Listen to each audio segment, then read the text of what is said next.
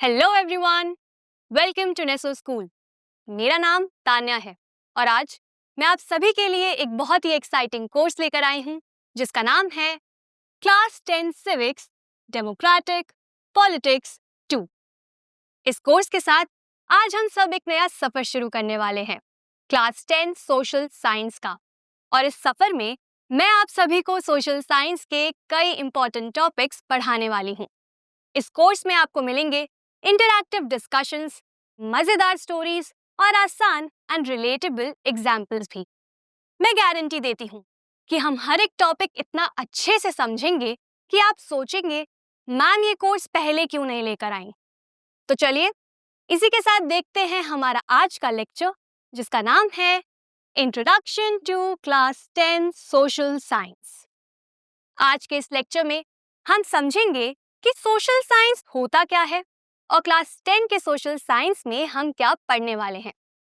अब चलिए देख लेते हैं हमारे आज के टॉपिक्स। हमारा सबसे पहला टॉपिक होने वाला है व्हाट इज सोशल साइंस। इस टॉपिक में मैं आप सभी को इंट्रोड्यूस कराने वाली हूँ सोशल साइंस से, एक डेफिनेशन और एग्जाम्पल की मदद से। इसके बाद हम आगे बढ़ेंगे हमारे अगले टॉपिक की तरफ, जिसका नाम है class 9th versus class 10 social science. यहाँ पर हम क्लास 10th के सोशल साइंस को क्लास 9th के सोशल साइंस से कंपेयर करेंगे और ये देखेंगे कि क्लास 10th में हम क्या नया पढ़ने वाले हैं। इसके बाद हम आगे बढ़ेंगे इस लेक्चर के आखिरी टॉपिक की तरफ, जिसका नाम है टारगेट ऑडियंस। इस टॉपिक में मैं आप सभी को बताऊंगी कि ये कोर्स किन लोगों के लिए देखना जरूरी है और फायदेमंद भी। इसी के साथ साथ हम देखेंगे इस कोर्स के हाइलाइट्स इस टॉपिक में। तो अब बिना किसी देरी के शुरू करते हैं हमारे सबसे पहले टॉपिक के साथ, जिसका नाम है what is social science. Social science सुनते ही आप सभी के दिमाग में क्या आया था? मैं गेस करती हूँ, हिस्ट्री, ज्योग्राफी या शायद से सिविक्स। करेक्ट। अक्सर हम लोगों को सोशल साइंस सुनते ही यही सारे सब्जेक्ट्स याद आ जाते हैं, क्योंकि हम सोशल साइंस को इन्हीं सब्जेक्ट से पहचानते हैं। लेकिन क्या आप ये जानते हैं कि सोशल साइंस का मतलब क्या होता है, या आखिर हम सोशल साइंस में पढ़ते क्या हैं? चलिए मैं आपको समझाती हूँ ये एक डेफिनेशन की मदद से। Social science studies human behaviour, interactions and there impact on society. यानी कि सोशल साइंस में हम लोगों के बिहेवियर को, उनके इंटरैक्शंस को और उसका क्या इम्पैक्ट पड़ता है सोसाइटी पर, इसके बारे में पढ़ते हैं। इस डेफिनेशन को थोड़ा और अच्छे से समझ लेते हैं एक हिस्टोरिकल इवेंट के एग्जाम्पल की मदद से। ये इवेंट आप सभी की क्लास 10 ज्योग्राफी की एनसीईआरटी बुक के chapter forest and wild life resources का भी एक हिस्सा है। मैं बात कर रही हूँ द चिपको मूवमेंट की। आप सभी ने इस मूवमेंट के बारे में सुना होगा या शायद से पढ़ा भी होगा। ये मूवमेंट शुरू हुआ था 1973 एंड 1974 में, पेड़ों को कटने से बचाने के लिए। लेकिन असल में ये मूवमेंट 1973 से भी कई साल पुराना है। मैं बात कर रही हूँ 1730 की, जब राजस्थान में खेजड़ली मैसेकर यानी कि एक साथ कई लोगों की हत्या कर दी गई थी। क्या आप में से किसी ने खेजड़ली मैसेकर के बारे में कभी सुना है? चलिए मैं बताती हूँ। 1730 में राजस्थान के जोधपुर के महाराजा ने एक ऑर्डर दिया कि खेजड़ली गांव के पेड़ों को काट दिया जाए। विलेजर्स ने इसका विरोध किया और उन्हीं में से एक अमृता देवी बिश्नोई और उनके तीनों बच्चों ने जाकर पेड़ों को गले लगा लिया। उन्होंने सोचा कि अब तो पेड़ों को कोई नहीं काट सकता। विलेजर्स ने उनका सपोर्ट किया और कई सारे लोगों ने मिलकर पेड़ों को गले लगा लिया। लेकिन अनफॉर्चुनेटली उस दिन सोल्जर्स ने वहां मौजूद 363 लोगों को मार दिया और पेड़ों को काट दिया, जिसके बाद महाराजा ने पेड़ों को काटने के ऊपर हमेशा के लिए बैन लगा दिया। इसी कहानी से इंस्पायर होके 1973 में भी कुछ ऐसा ही दोहराया गया। जिसका नाम था चिपको मूवमेंट। इस मूवमेंट के कई सारे पायनियर्स भी थे, यानी वो सभी लोग जिन्होंने इस मूवमेंट की नींव रखी। उसमें सबसे पहला नाम है सीपी भट्ट का, जिन्होंने 1973 में उत्तराखंड के गोपेश्वर में महिलाओं को एनकरेज किया और उनके साथ मिलकर चिपको मूवमेंट की शुरुआत करी। उनके बाद 1974 में गौरा देवी ने उत्तराखंड के रैनी और मंडल गांव की महिलाओं के साथ मिलकर पेड़ों को इसी तरीके से गले लगाया और उन्हें कटने से बचाया। 1974 के बाद से ही ये मूवमेंट उत्तराखंड की कई और जगहों में भी फैला और इसे पॉपुलराइज करने का काम किया सुंदरलाल बहुगुणा जी ने, जो गांव-गांव जाते थे और लोगों को एनकरेज करते थे कि वो भी पेड़ों को बचाएं और चिपको मूवमेंट को शुरू करें। अब इस मूवमेंट के पीछे कई सारे कारण भी थे, यानी कि फैक्टर्स। सबसे पहला फैक्टर था डिपेंडेंसी। गांव के लोग पेड़ों पर निर्भर थे अपनी रोजमर्रा की जिंदगी के लिए। दूसरा फैक्टर था फ्लड्स एंड लैंडस्लाइड्स। 1970s में उत्तराखंड में, जो उस समय उत्तर प्रदेश का एक हिस्सा था, वहां पर काफी ज्यादा बाढ़ आई, जिसके कारण से कई सारे पेड़ डिस्ट्रॉय हो गए। और तीसरा फैक्टर था एक्सप्लॉयटेशन। गांव के लोगों का यह मानना था कि गवर्नमेंट और प्राइवेट कंपनीज मिलकर पेड़ों को और उनके रिसोर्सेज को एक्सप्लॉइट कर रही हैं, जिसके वजह से दिन ब दिन डिफॉरेस्टेशन बढ़ते जा रहा है। और इन्हीं सब फैक्टर्स के वजह से लोगों ने चिपको मूवमेंट को शुरू किया। अब इस मूवमेंट के कई सारे इम्पैक्ट भी थे। सबसे पहला इम्पैक्ट था जब 1975 में वन निगम को फॉर्म किया गया। उसके बाद 1927 के फॉरेस्ट एक्ट को बदला गया। उसके बाद 1980 में फॉरेस्ट कंजर्वेशन एक्ट को लाया गया और फाइनली 1996 में सुप्रीम कोर्ट ने बैन लगा दिया पेड़ों को काटने के ऊपर उत्तर प्रदेश और हिमाचल प्रदेश में। धीरे धीरे ये इम्पैक्ट हमारे देश के कई और हिस्सों में भी फैला, जैसे कि बिहार, मध्य प्रदेश और कर्नाटका, जहां पर लोगों ने चिपको मूवमेंट को दोहराया। ये इम्पैक्ट सिर्फ हमारे देश तक भी सीमित नहीं रहा। वर्ल्ड की कई सारी कंट्रीज जैसे कि जापान और स्वीडन में भी लोगों ने चिपको मूवमेंट से इंस्पिरेशन ली और अपने देश में भी इस मूवमेंट को दोहराया। और इसी के साथ चिपको मूवमेंट दुनिया का एक इम्पॉर्टेंट एनवायरमेंटल और इको फेमिनिस्ट मूवमेंट बन गया, यानी एक ऐसा मूवमेंट जो महिलाओं ने शुरू किया। तो ये तो थी कहानी चिपको मूवमेंट की। अब जरा वापस चलते हैं हमारी डेफिनेशन की तरफ और देखते हैं कि ये एग्जाम्पल इस डेफिनेशन में फिट कैसे होता है। जैसे कि हमने देखा था कि सोशल साइंस में लोगों के बिहेवियर को, उनके इंटरैक्शंस को और उसका क्या इम्पैक्ट पड़ता है सोसाइटी पर, इसके बारे में पढ़ा जाता है। इस एग्जाम्पल में भी हम देख सकते हैं कि किस तरीके से लोगों ने अपनी जरूरतों और कंसर्न के मुताबिक बिहेव किया। उसके बाद उन सभी ने मिलकर ग्रुप ऑर्गेनाइज किया। उस ग्रुप में इंटरैक्शंस हुई, डिसीजंस लिए गए और लोगों ने मिलकर चिपको मूवमेंट को शुरू किया। और फिर इस मूवमेंट का पूरी सोसाइटी पर एक काफी पॉजिटिव इम्पैक्ट यानी कि बदलाव आया। सोशल साइंस में ऐसे ही सोसाइटियल चेंजेस के बारे में पढ़ा जाता है, जो लोगों के बिहेवियर और इंटरैक्शंस के वजह से आते हैं। ये बिहेवियर, इंटरैक्शंस और इम्पैक्ट सोशल, इकोनॉमिक, पॉलिटिकल या फिर कल्चरल भी हो सकते हैं और सोशल साइंस में इन सभी के बारे में पढ़ा जाता है। अब मैं उम्मीद करती हूँ कि आप सभी को ये तो समझ में आ गया होगा कि सोशल साइंस क्या होता है और आखिर सोशल साइंस में हम पढ़ते क्या हैं। इसी के साथ हमारा सबसे पहला topic what is social science खत्म होता है।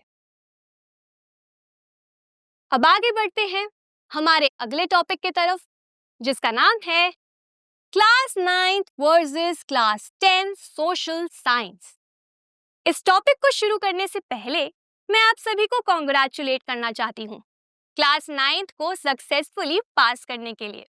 मैं जानती हूँ कि आप सभी के सोशल साइंस में बहुत अच्छे नंबर आए होंगे, लेकिन आप में से कुछ लोग ऐसे भी होंगे जिनका रिजल्ट उतना अच्छा नहीं रहा या फिर जिनके कॉन्सेप्ट्स क्लियर नहीं हो पाए। लेकिन चिंता की कोई बात नहीं है, क्योंकि इस साल हम लोग मिलकर सोशल साइंस के सारे कॉन्सेप्ट्स को अच्छे से समझेंगे और आप सभी अपने बोर्ड एग्जाम्स में धमाकेदार नंबर से पास होंगे। तो चिंता को साइड में रखिए और मेरे साथ ये देखिए कि क्लास 10th के सोशल साइंस और क्लास 9th के सोशल साइंस में क्या डिफरेंस है। अगर हम बात करें सोशल साइंस के सबसे पहले सब्जेक्ट की, तो वो है सिविक्स। क्लास 9th की सिविक्स में आप सभी ने डेमोक्रेटिक पॉलिटिक्स 1 पढ़ी थी। आपको याद ही होगा कि क्लास 9th में आप सभी ने डेमोक्रेसी के बेसिक फ्रेमवर्क के बारे में पढ़ा था, यानी कि डेमोक्रेसी क्या होती है, डेमोक्रेसी काम कैसे करती है और डेमोक्रेसी के कोर फीचर्स क्या-क्या हैं, यानी कि बेसिक इंफॉर्मेशन। लेकिन अगर अब हम बात करें क्लास 10th के सिविक्स की, तो क्लास 10th की सिविक्स क्लास 9 से एक लेवल ऊपर है, क्योंकि क्लास 10th भी क्लास 9 से एक लेवल ऊपर है।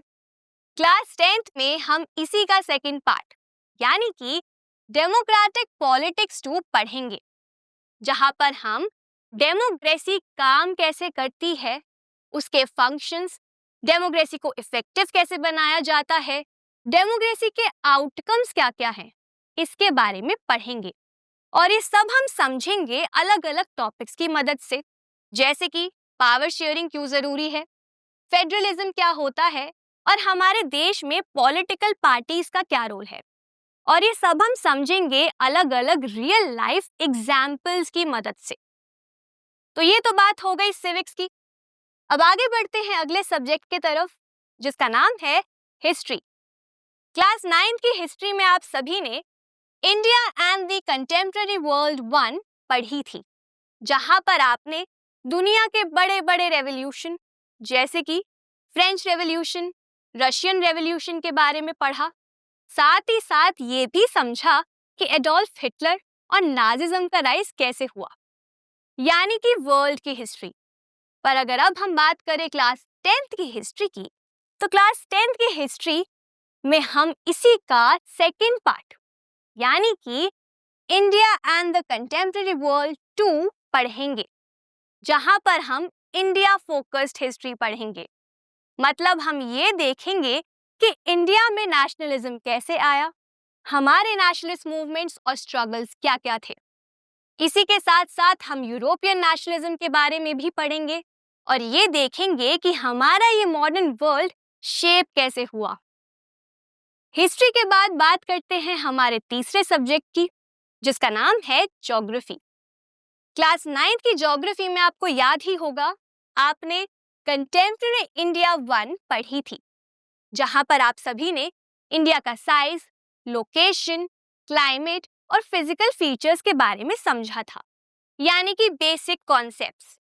लेकिन अब अगर हम बात करें क्लास 10th के ज्योग्राफी की, तो यहाँ पर हम इसी का सेकंड पार्ट यानी कि कंटेम्पररी इंडिया 2 पढ़ेंगे। क्लास 10th में हम ये समझेंगे कि हमारे देश के कौन-कौन से रिसोर्सेज हैं और वो किस तरीके से हमारे देश में डिस्ट्रीब्यूटेड है। इसी के साथ साथ हम एग्रीकल्चर और मैन्युफैक्चरिंग इंडस्ट्रीज जैसे कॉन्सेप्ट्स के बारे में भी समझेंगे। अब ज्योग्राफी और हिस्ट्री में ना एक कॉमन चीज है और वो है मैप्स, जो एग्जाम में अच्छे नंबर स्कोर करने का एक शॉर्टकट भी है। और इस कोर्स में मैं आप सभी को मैप्स की भी बहुत अच्छे से प्रैक्टिस कराऊंगी, तो टेंशन मत लेना। अब चलिए सोशल साइंस के आखिरी सब्जेक्ट की तरफ चलते हैं, जिसका नाम है इकोनॉमिक्स। क्लास 9 की इकोनॉमिक्स में आप सभी ने पालमपुर विलेज के एग्जाम्पल की मदद से फार्मिंग के बारे में समझा था और ये भी पढ़ा था कि हमारे देश के कौन-कौन से चैलेंजेस हैं, जैसे कि पॉवर्टी यानी कि गरीबी और फूड सिक्योरिटी। लेकिन अब अगर हम बात करें क्लास 10th के इकोनॉमिक्स की, तो वो थोड़ी ज्यादा डिटेल्ड और इम्पोर्टेंट है। क्लास 10th में आप पढ़ने वाले हैं अंडरस्टैंडिंग इकोनॉमिक डेवलपमेंट, जहां हम ये पढ़ेंगे कि एक देश डेवलप कैसे करता है और उसमें जीडीपी का क्या रोल होता है। इसी के साथ साथ हम अलग अलग इकोनॉमिक सेक्टर्स के बारे में भी समझेंगे और साथ ही साथ मनी, क्रेडिट और ग्लोबलाइजेशन जैसे नए कॉन्सेप्ट्स के बारे में भी समझेंगे। आप ये समझ लीजिए कि क्लास 9th में आप सभी ने बेसिक कॉन्सेप्ट्स को पढ़ा और एक फाउंडेशन को क्रिएट किया, लेकिन क्लास 10th में आप इन्हीं कॉन्सेप्ट्स को और डिटेल में पढ़ेंगे और इस फाउंडेशन के ऊपर पूरी बिल्डिंग खड़ी करेंगे मेरी मदद के साथ। अब आई होप कि आप सभी को क्लियर हो गया होगा कि क्लास 10th और क्लास 9th के सोशल साइंस में क्या डिफरेंस है और क्लास 10th में आप क्या नए टॉपिक्स के बारे में पढ़ने वाले हैं। इसी के साथ हमारा ये दूसरा topic class 9th versus class 10th social science भी खत्म होता है। अब आगे बढ़ते हैं इस लेक्चर के आखिरी टॉपिक की तरफ, जिसका नाम है टारगेट ऑडियंस। ये लेक्चर देखते वक्त आप हमारी सबसे पहली ऑडियंस तो समझ ही चुके होंगे। मैं बात कर रही हूँ क्लास 10 स्टूडेंट्स की, जिनका इस साल बोर्ड एग्जाम है और बोर्ड एग्जाम के लिए ये कोर्स आप सभी के लिए बहुत ही ज्यादा इम्पोर्टेंट है, क्योंकि यहाँ पर आपका सारा सिलेबस कंप्लीट कराया जाएगा। इसके बाद हमारी दूसरी ऑडियंस होगी गवर्नमेंट एग्जाम एस्पिरेंट्स, यानी वो सभी लोग जो गवर्नमेंट एग्जाम जैसे कि यूपीएससी, एसएससी या फिर टीचिंग एग्जाम्स देने वाले हैं। आप सभी के लिए भी सोशल साइंस के कॉन्सेप्ट्स को अच्छे से समझने के लिए ये कोर्स काफी ज्यादा फायदेमंद रहेगा। इसके बाद हमारी तीसरी ऑडियंस होगी जनरल नॉलेज एंथुसियास्ट, यानी कि वो सभी लोग जिन्हें अपनी जनरल नॉलेज को बढ़ाना है और सोशल साइंस के कॉन्सेप्ट्स को अच्छे से समझना है। आप सभी के लिए भी ये कोर्स बहुत ज्यादा इंटरेस्टिंग और इंफॉर्मेटिव होगा। अब टारगेट ऑडियंस के बाद बात करते हैं कोर्स हाइलाइट्स की। सबसे पहले इस कोर्स में आपको मिलेंगे माइक्रो लेक्चर्स, यानी कि हर एक टॉपिक के ऊपर शॉर्ट वीडियोस, जिसकी मदद से सब टॉपिक्स आपको अच्छे से क्लियर होंगे। इसके बाद आपको मिलेंगे बुक एक्सरसाइजेस, यानी कि चैप्टर के एंड में जो एक्सरसाइजेस होती हैं, हम साथ मिलकर उन एक्सरसाइजेस को डिस्कस करेंगे और सॉल्व करेंगे। इसके बाद अगला कोर्स का हाईलाइट है मैप पॉइंटिंग। जैसे मैंने आपको बताया कि हिस्ट्री और ज्योग्राफी में मैप्स बहुत जरूरी हैं और इस कोर्स में हम मैप्स में भी इक्वली फोकस करेंगे। इसके बाद आपको इस कोर्स में मिलेंगे quizzes, notes and PYQs. Quizzes MCQs के तरह होती हैं और एमसीक्यूज आप सभी के एग्जाम में आते हैं। उन्हीं एमसीक्यूज की अच्छे से प्रैक्टिस करने के लिए हम आपको इंटरेस्टिंग क्विजेस प्रोवाइड करेंगे। इसके बाद आपको मिलेंगे चैप्टर वाइज डिटेल्ड नोट्स और साथ ही साथ प्रीवियस ईयर क्वेश्चंस भी, जिसकी मदद से आप अपने एग्जाम के लिए अच्छे से प्रिपेयर कर पाएंगे।